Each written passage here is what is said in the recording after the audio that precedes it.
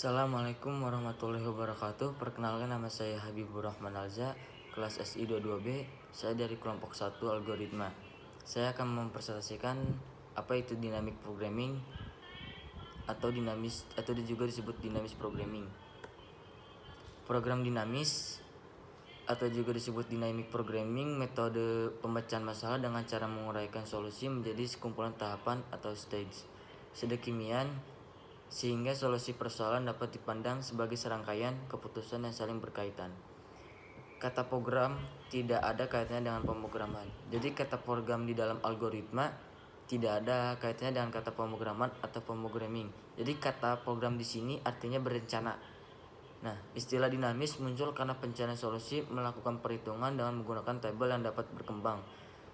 Maksud dari dinamis dengan pencarian solusinya melakukan perhitungan yaitu dengan yang dapat bertumbuh atau berkembang. Nah, kata-kata tumbuh dan berkembang ini semakna dengan kata dinamis. Program dinamis digunakan untuk menyelesaikan persoalan-persoalan optimasi atau maksimasi atau minimisasi. Di dalam algoritma menggunakan prinsip optimalitas. Pada pemrograman dinamis, rangkaian keputusan yang optimal dibuat dengan menggunakan prinsip optimalitas.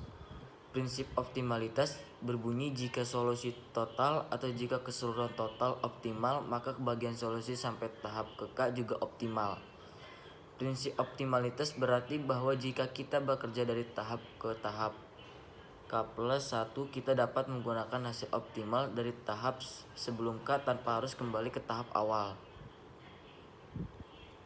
Ongkos pada tahap K+1 dalam kurung ongkos yang dihasilkan pada tahap K plus ongkos dari tahap K ke tahap K+1 atau ongkos K+1. Nah, ini model ongkos dari tahap ke tahap sampai dengan N, dari tahap 1, 2, seterusnya K+1 sampai juga dengan N.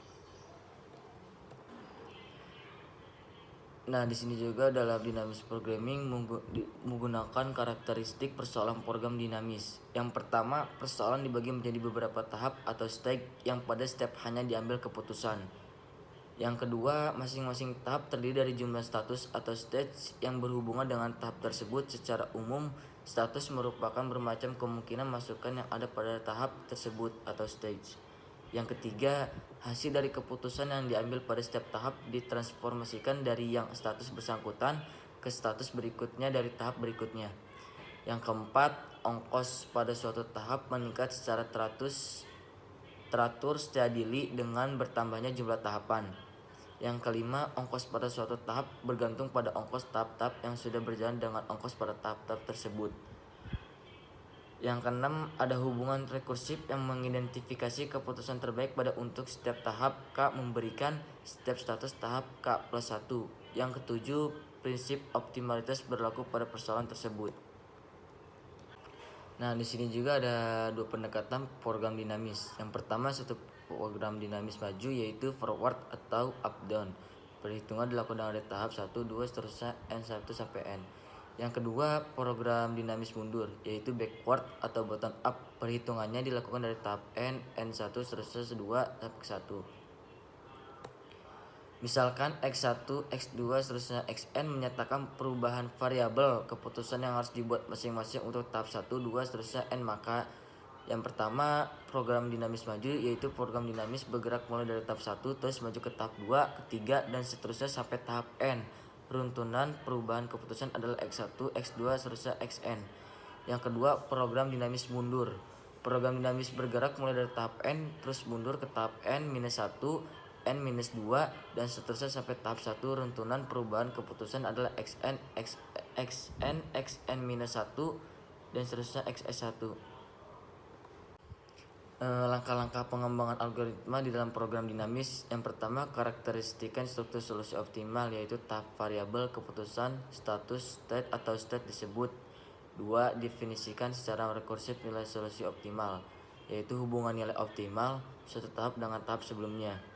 Yang ketiga, hitung nilai solusi optimal secara maju atau mundur yaitu menggunakan tabel. Yang keempat, konstruksi solusi optimal yaitu rekonstruksi solusi secara mundur.